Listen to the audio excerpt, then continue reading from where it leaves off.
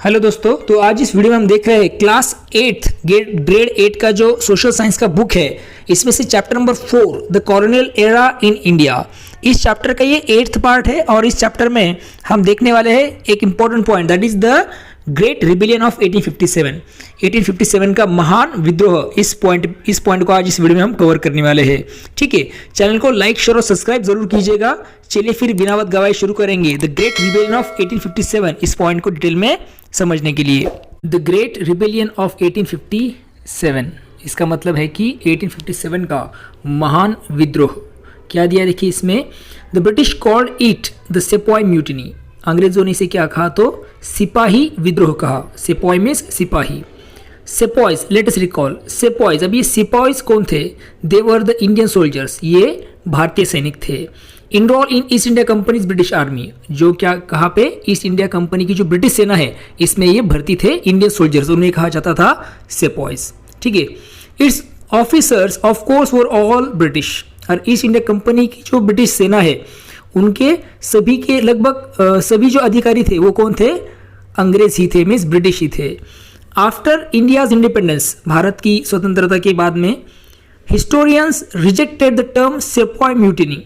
इतिहासकार जो है उन्होंने क्या कर दिया, जो यो सेपॉय म्यूटिनी वर्ड यूज किया है, सिपाही विद्रोह, इस शब्द को उन्होंने अस्वीकार किया। किसने? इंडियन हिस्टोरियंस ने, आफ्टर इंडिपेंडेंस, स्वतंत्रता के बाद में।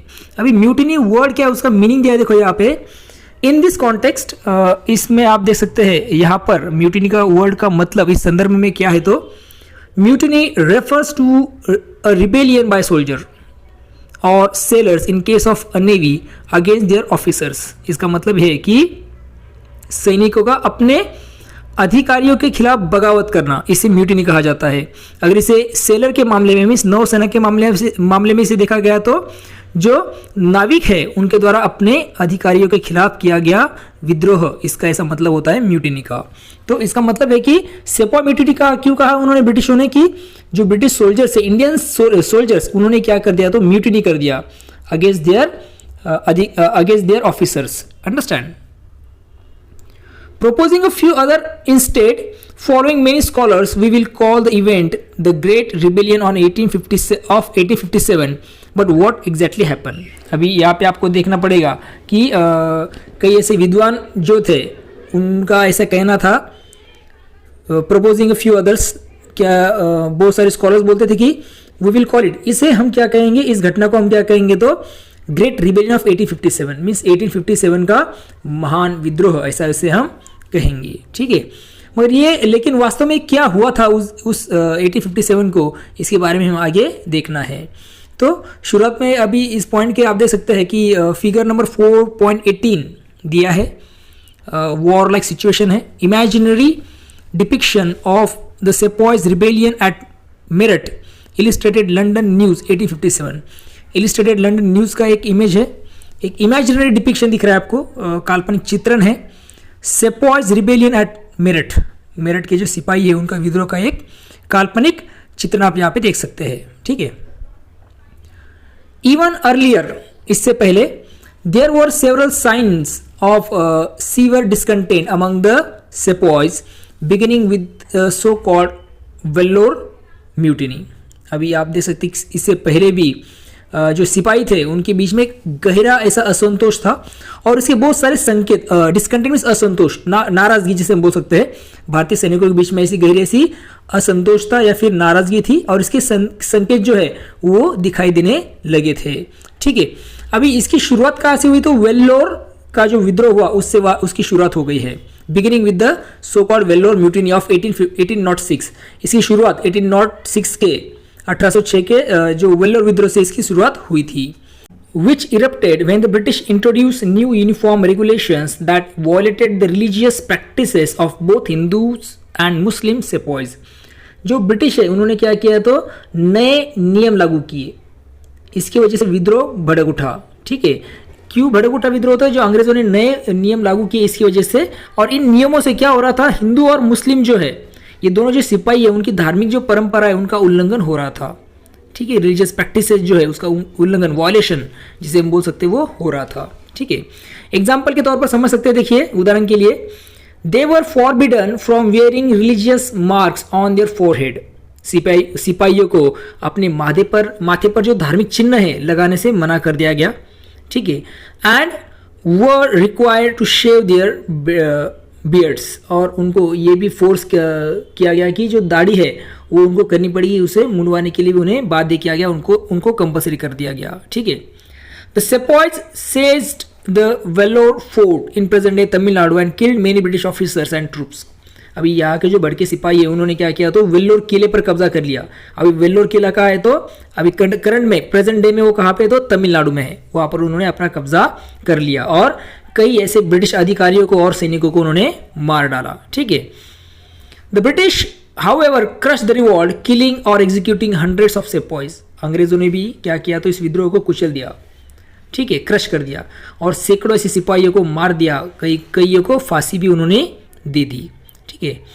We should also keep in mind that most sepoys were from agricultural families which had been suffering great hardship owing to the British policy on land revenue। हमें ये भी याद रखना चाहिए, ध्यान रखना चाहिए कि जो most sepoys were from agricultural family, अधिकांश ऐसे सिपाही थे वो किसान परिवारों से आते थे, which had been suffering great hardship owing to the British policy of land revenue।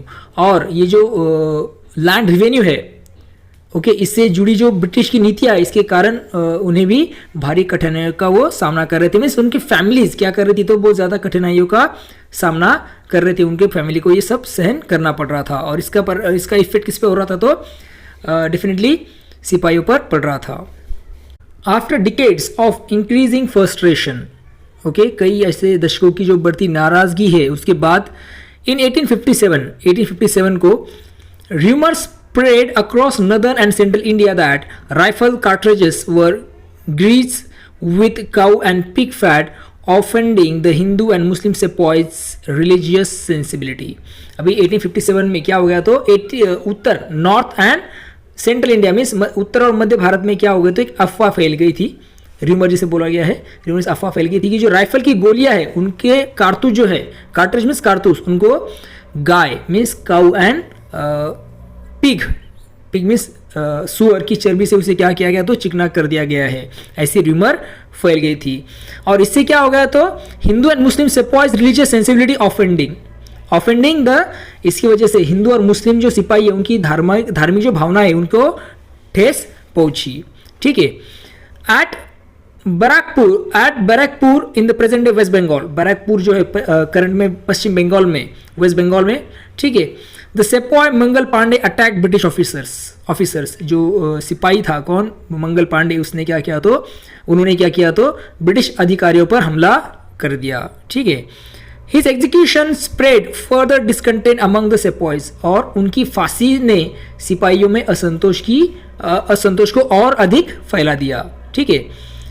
In Meerut in present day Uttar Pradesh, some of them killed their British officers and marched to nearby Delhi, where they proclaimed the elderly but politically powerless Mughal Emperor Bahadur Shah Zafar as their leader. अभी मेरठ में, इसके बाद जो आज present day Meerut का पर, तो उत्तर प्रदेश में, वहां पे क्या किया, तो सम ऑफ देम, कुछ सिपाहियों ने क्या किया, तो ब्रिटिश ऑफिसर जो है वहां उन्हें मार डाला और क्या किया, तो मार्च नियर बाय दिल्ली, और दिल्ली के, और वो निकल पड़े, ठीक है, दिल्ली की ओर उन्होंने कूच कर दिया, ठीक है। Where they proclaim the elderly but politically powerless Mughal emperor Bahadur Shah Zafar as their leader. वहां पर जाकर उन्होंने क्या किया, तो बुजुर्ग, एक ओल्ड एल्डरली मीन्स बुजुर्ग ऐसा, और पॉलिटिकली पावरलेस मीन्स राजनीतिक रूप से शक्तिहीन जो मुगल सम्राट है बहादुर शाह जफर को उन्होंने क्या कर दिया, तो अपना नेता घोषित कर दिया, ठीक है। हिज एम्पायर, अभी बहादुर शाह जफर का जो एम्पायर है was limited to a small area in Delhi. उसका जो एम्पायर था मुगल एम्पर बहादुर शाह जफर का, वो दिल्ली के कुछ छोटे से क्षेत्र तक ही सीमित था और उसे ही इन्होंने क्या कर दिया, तो लीडर घोषित कर दिया, नेता घोषित कर दिया, ठीक है। The military decisions were however taken by the commanders, हालांकि जो सैन्य के निर्णय थे वो कमांडर द्वारा लिए जाते थे, ठीक है। The revolt quickly spread across northern and central India with sepoys capturing the key cities like Kanpur, Lucknow and Jhansi।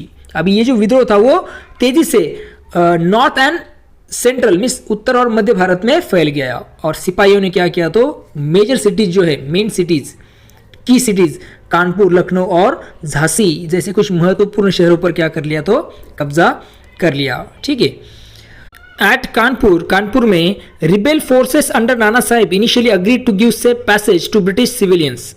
अभी कानपुर में क्या हो गया, तो जो विद्रोही ऐसे बल है उन्होंने मीन्स नाना साहेब पेशवा के नेतृत्व में जो विद्रोही सिपाही थे, फोर्स थी, उन्होंने क्या कर दिया, तो सबसे पहले ब्रिटिश नागरिकों को सुरक्षित जाने देने की सहमति उन्होंने सबसे पहले बताया। बाद में क्या होगा देखो, but then massacre over 200 men, women and children for reasons that are still debated। बाद में लेकिन क्या होगा, तो 200 से अधिक ऐसे पुरुषों को ब्रिटिश पुरुषों को, महिलाओं को और बच्चों की उन्होंने हत्या कर दी। इसके कारणों पर आज भी क्या होती है, तो बहस होती है। ठीक है, रीजंस अलग है, डिबेटेड, ये सब टॉपिक है। The British response was systematic and extremely brutal, beginning with the recapture of Delhi in September 1857, where the British forces conducted house-to-house massacres। अंग्रेज जो थे ब्रिटिश, उनकी प्रतिक्रिया, उनका जो रिस्पॉन्स था वो भी योजनाबद्ध और अत्यंत क्रूर ऐसा था, ब्रूटल, योजनाबद्ध। Beginning with the recapture of Delhi in September 1857, और इसकी शुरुआत सितंबर 1857 में दिल्ली पर दोबारा कब्जा करने से हुई, रिकैप्चर करने से हुई। अभी ब्रिटिशों ने क्या क्या देखो यहाँ पे, where the British forces conducted house to house massacres. यहाँ पे ब्रिटिशों ने क्या किया, तो ब्रिटिश सेनाओं ने घर घर जाकर नरसंहार किया, बहुत सारे लोगों को मार दिया घर घर जाकर। At Kanpur they conducted mass executions designed to strike terror in the population. Okay, और कानपुर में उन्होंने लोगों में भय फैलाने के उद्देश्य से बड़े पैमाने पर फांसियाँ दी। कानपुर में भी उन्होंने मास एग्जीक्यूशन किया, मीन्स मास, बहुत सारे लोगों को एक साथ बड़े पैमाने पर फांसी देने का काम उन्होंने किया, लोगों के बीच में डर फैलाने के लिए। ठीक है। In a long punitive campaign, they burned villages and destroyed crops, causing countless deaths, vastly more than those inflicted by the rebels. Okay? अभी इतनी बड़ी ऐसी दंडात्मक अभियान के दौरान उन्होंने क्या किया, तो गांव के गांव जला दिए, डिस्ट्रॉयड क्रॉप्स, फसलें नष्ट कर दी। ठीक है। कॉजिंग काउंटलेस डेथ, और इससे अनगिनत ऐसे लोगों की मौत हुई। Vastly more than those inflicted by the rebels, जो विद्रोहियों द्वारा की गई हत्याओं से कहीं अधिक थी। मीन्स विद्रोही ने जो हत्या की उससे बहुत ज्यादा पैमाने पे ब्रिटिशों ने इंडियन लोगों को मार दिया था। ठीक है। अकॉर्डिंग टू सम हिस्टोरियंस, कुछ हिस्टोरियंस के मुताबिक, ठीक है, इतिहासकारों के अनुसार, द ग्रेट रिबेलियन फेल्ड, ये जो 1857 का महान विद्रोह था ये असफल रहा, क्योंकि the sepoys lacked a unified command and a consistent strategy despite some heroic leaders। कुछ ऐसे वीर, ऐसे जो नेता थे, उनके होते हुए भी जो सिपाही थे उनके पास एकजुट नेतृत्व नहीं था, और लगातार चलने वाली कंसिस्टेंट स्ट्रैटेजी, मींस लगातार चलने वाली कोई रणनीति नहीं थी, उसका अभाव था। इसकी वजह से ये जो ग्रेट रिबेलियन है वो फेल रहा। द अपराइजिंग फेल्ड, आगे की पैसेज में दिया है कि द अपराइजिंग फेल्ड, यह विद्रोह असफल रहा, but it mark a turning point, लेकिन इसने एक महत्वपूर्ण ऐसा मोड़ पैदा किया। क्या टर्निंग पॉइंट बनाया इसने, specially in sowing seed for the idea that foreign domination was unacceptable. खासकर क्या किया, तो उन विचारों के बीज बोने में ये जो विद्रोह रहा, यह सफल रहा कि विदेशी शासन जो है वो कैसा रहेगा, तो अस्वीकार्य है। फॉरेन डोमिनेशन अनएक्सेप्टेबल, अस्वीकार्य है। ये बीज बोने में ये जो विद्रोह रहा ये सफल रहा। ठीक है। The seed would grow early in the 20th century into a full-fledged struggle for freedom through with different methods। और ये जो बीज है वो 20वीं शताब्दी की शुरुआत में क्या किया इसने, तो into a full-fledged struggle for freedom, इस बीज की वजह से 20वीं सेंचुरी की शुरुआत में एक पूर्ण स्वतंत्र संग्राम के रूप में ये विकसित हुआ।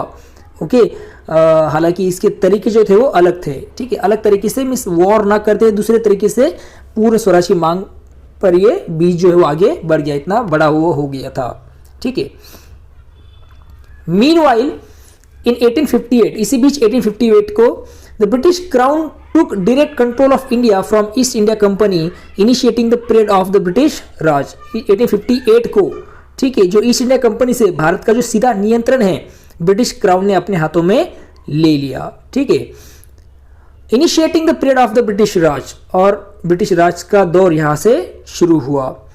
British policies shifted from aggressive territorial expansion to consolidation of control. British की जो नीतियां है आक्रामक क्षेत्रीय विस्तार से हटकर शासन को मजबूत करने पर केंद्रित हो गई थी। ठीक है। The Indian army was reorganise so as to prevent unified resistance in the future. भविष्य में एकजुट ऐसा प्रतिरोध को रोकने के लिए भारतीय सेना का पुनर्गठन किया गया। ठीक है। अभी यहाँ पे अपना ये वीडियो हम रुकेंगे और जो legacy of European colonialism India है इस वीडियो को हम अगले वाले पार्ट 9 में डिस्कस करेंगे। आई होप आपको जो ये चैप्टर है वो अच्छे से समझ में आ रहा है। अगर कोई आपके सवाल है या फिर आपको कोई सजेशन है तो मुझे कमेंट सेक्शन में बताना मत भूलिएगा। चैनल को लाइक शेयर और सब्सक्राइब जरूर कीजिएगा। तो चलिए फिर मिलते हैं नए वीडियो के साथ। देखते रहिए सुबोध फाउंडेशन हिंदी, ये अपना यूट्यूब चैनल। तब तक के लिए thank you and take care.